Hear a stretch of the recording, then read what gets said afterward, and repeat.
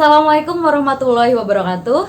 Halo teman-teman, selamat datang di Pita Goals. Terima kasih sudah soan ke video ini. Mohon dukungannya ya dengan like, subscribe, dan komen. Di malam Jumat ini kita akan berbicara tentang hak milik. Hak milik atas tanah. Apa itu hak milik atas tanah? Hak milik atas tanah adalah hak turun-temurun, terkuat dan terpenuh yang dapat dipunyai orang atas tanah dengan mengingat ketentuan dalam pasal 6 Undang-Undang Pokok Agraria, yaitu bahwa setiap hak atas tanah memiliki fungsi sosial. Turun-temurun mengandung pengertian bahwa hak milik dapat diwariskan kepada ahli waris pemilik tanah. Hak terkuat berarti bahwa hak milik merupakan hak paling kuat di antara semua hak atas tanah yang ada. Hak yang terpenuh berarti bahwa di atas hak milik itu tidak ada hak orang lain selain hak si pemilik tanah. Dan kabar baiknya adalah jangka waktu hak milik tidak dibatasi sampai dengan hak tersebut dialihkan kepada pihak lain. Terus, siapa saja yang dapat memiliki hak milik atas tanah? Yang pertama tentu saja hanya warga negara Indonesia yang dapat mempunyai hak milik atas tanah. Hal ini diatur dalam pasal 21 ayat 1 Undang-Undang Pokok Agraria. Nah, pertanyaannya, bagaimana bagi seseorang yang di samping kewarganegaraan Indonesianya dia mempunyai kewarganegaraan asing? Terus bagaimana dengan warga negara asing yang karena pewarisan atau percampuran harta perkawinan dia memiliki hak milik? Atau bagaimana dengan WNI yang kehilangan kewarganegaraannya tapi dia punya hak milik?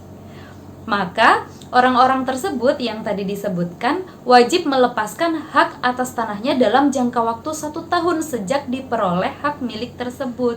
Jika tidak dilaksanakan, maka hak tersebut hapus karena hukum dan tanahnya jatuh kepada negara dengan ketentuan bahwa hak-hak pihak lain yang membebaninya tetap berlangsung. Hal ini diatur dalam pasal 21 ayat 3 dan 4 Undang-Undang Pokok Agraria. Terus siapa lagi yang bisa memiliki hak milik atas tanah? Ditentukan bahwa badan-badan hukum yang dapat mempunyai hak milik dan syarat-syaratnya. Loh, tadi kan dibilang bahwa hanya warga negara yang dapat memiliki hak milik atas tanah. Berarti harusnya badan hukum tidak boleh dong punya hak milik atas tanah.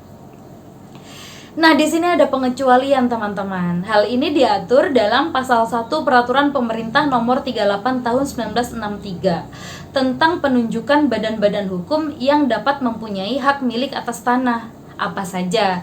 Yaitu yang pertama adalah bank-bank yang didirikan oleh negara atau disebut bank negara. Yang kedua, perkumpulan-perkumpulan koperasi pertanian yang didirikan berdasarkan Undang-Undang Nomor 79 Tahun 1958. Yang ketiga, badan-badan keagamaan yang ditunjuk oleh Menteri Agraria setelah mendengar Menteri Agama. Dan yang terakhir adalah badan-badan sosial yang ditunjuk oleh Menteri Agraria setelah mendengar Menteri Sosial. Gitu. Nah, untuk menjamin kepastian hukum dan agar dapat memberikan perlindungan hukum kepada pemegang hak milik ini harus didaftarkan ke kantor pertanahan. Begitu pula dengan setiap peralihannya, hapusnya, maupun pembebanannya dengan hak-hak lain harus didaftarkan ke kantor pertanahan. Dan hak milik atas tanah ini dapat dijadikan jaminan hutang dengan dibebani hak tanggungan. Terus bagaimana hapusnya hak milik? Hapusnya hak milik adalah karena tanahnya jatuh kepada negara dan karena tanahnya musnah. Tanahnya jatuh kepada negara itu bisa karena beberapa hal. Yang pertama, bisa karena pencabutan hak berdasarkan pasal 18 UU PA. Ingat nggak pasal 18 UU PA yang kemarin? Bahwa pencabutan hak atas tanah itu dimungkinkan dengan syarat diberikan ganti kerugian yang layak dengan cara sesuai dengan yang diatur dalam undang-undang. Atau bisa juga karena penyerahan secara sukarela oleh pemiliknya. Bisa juga karena tanahnya diterlantarkan. Dan jatuh ke negara juga bisa karena ketentuan-ketentuan yang diatur dalam pasal 21 ayat 3 dan 26 ayat 2 UPA. Ini hubungannya dengan warga negara asing tadi loh.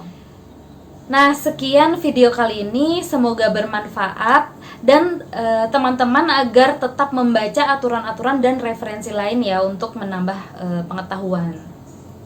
Tetap simak video-video selanjutnya ya. Terima kasih. Assalamualaikum warahmatullahi wabarakatuh.